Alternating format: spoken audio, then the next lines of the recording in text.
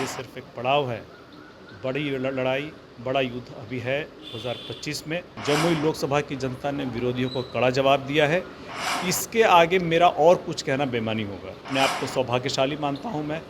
इतने बड़े पढ़े लिखे, इतने बड़े नेताओं के समक्ष अपने लोकसभा की बातों को उठाना, इससे बड़ी जिम्मेदारी नहीं हो सकती है। और आपको कैसे अपनी जिम्मेदारियों पर खरा उतरना है, इसके लिए भी आगे विचार करना होगा।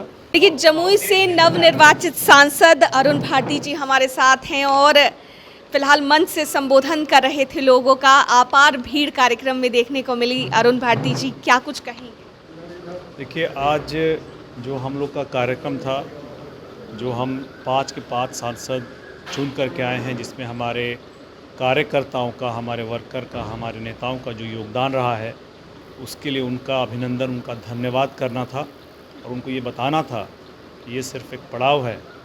बड़ी लड़ाई, बड़ा युद्ध अभी है 2025 में और उसके लिए हम लोग को अब अपनी रणनीति बना करके तैयार रहना होगा। उसके लिए भी मजबूती देना था। अच्छा, कई तरह की बातें हुई और जनता का प्यार जमुई में आपको फाइनली बहुत मिला। परिवारवाद का आरोप भी लगा, लेकिन फाइनली आप जीत गए, तो कैसा लग रहा है? देखिए, ये जो भी मुद्दे विरोधी द्वारा उठाए गए थे, फिजूल के मुद्दे थे। चुनाव हमेशा विकास की बातों पे होता है, आपके द्वारा पूर्व में किए गए कार्यों के इस पे होता है। बहरहाल इन सारे मुद्दों पे जमुई लोकसभा की जनता ने विरोधियों को कड़ा जवाब दिया है। इसके आगे मेरा और कुछ कहना बेईमानी होगा। संसद का एक्सपीरियंस कैसा रहा सर? संसद का अब एक्सपीरियंस जो है बिल्कुल अद्भुत है। लोकतंत्र का मंदिर है और उसका जो ऑरा है, जो खास करके जो फर्स्ट टाइम सांसद है, पहली बार के सांसद बने हैं, उनके लिए बड़ी बात है। अपने आप को सौभाग्यशाली मानता हूं मैं।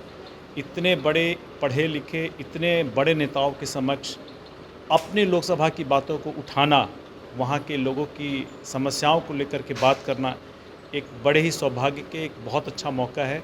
इस पे हम अपने लोकसभा की कोई भी समस्या होगी, कोई भी आवाज़ होगी, उसको हम लोग बड़े प्रखर तरीके से, मजबूत तरीके से, बिहार की आवाज़ को भी बड़े मजबूत तरीके से उस लोकतंत्र के मंदिर में उठा सकते हैं और उसके सॉल्यूशंस के बारे में बात कर सकते हैं। जब शपथ ले रहे थे तब कैसा महसूस हो रहा था, कैसा फील हो रहा था? जिम्मेदारी का एहसास हो रहा था।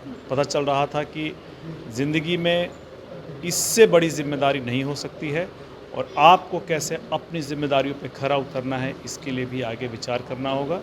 और जो जिम्मेदारियां जो लोकसभा की जनता ने दिया है, जो आप लोकसभा में उनकी आवाज़ उठाएंगे, उनको कैसे आप प्रखर तरीके से, मजबूती से उठाएं, इस पे काम करना होगा। कल प्रधानमंत्री नरेंद्र मोदी जी से भी आपकी मुलाकात हुई, तमाम सांसदों की मुलाकात हुई, क्या कुछ बातें हुई? क्योंकि सभी खिलखिला रहे थे, काफ़ी खुश नज़र आ रहे थे। प्रधानमंत्री जी से एक अनौपचारिक बात थी, जिसमें वो अपने सांसदों के बारे में, अपने गठबंधन के सांसदों से मिल रहे थे। ऐसे में हम लोगों को मौका मिला प्रधानमंत्री जी से 1 to 1 एकदम सामने मुखर होकर के बात करने का, जिसमें उन्होंने हमारी योग्यताओं के बारे में जाना।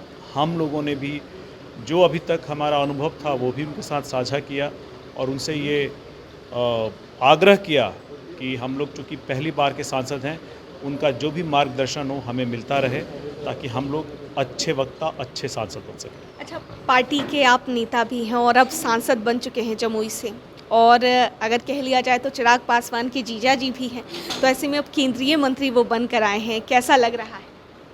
देखिए, उनकी जिम्मेदारियों का दायरा बढ़ गया है। पहले सांसद थे, अब मंत्री हैं। जिम्मेदारियों का दायरा बढ़ा हुआ है। उनसे जनता की बहुत उम्मीदें हैं, आशाएं हैं और उन उम्मीदों को, आशाओं को वो कैसे पूरा करेंगे, हम लोग भी इन सारी उम्मीदों पे कैसे खरा उतरेंगे, इस बारे में लगातार बातचीत होती रहती है।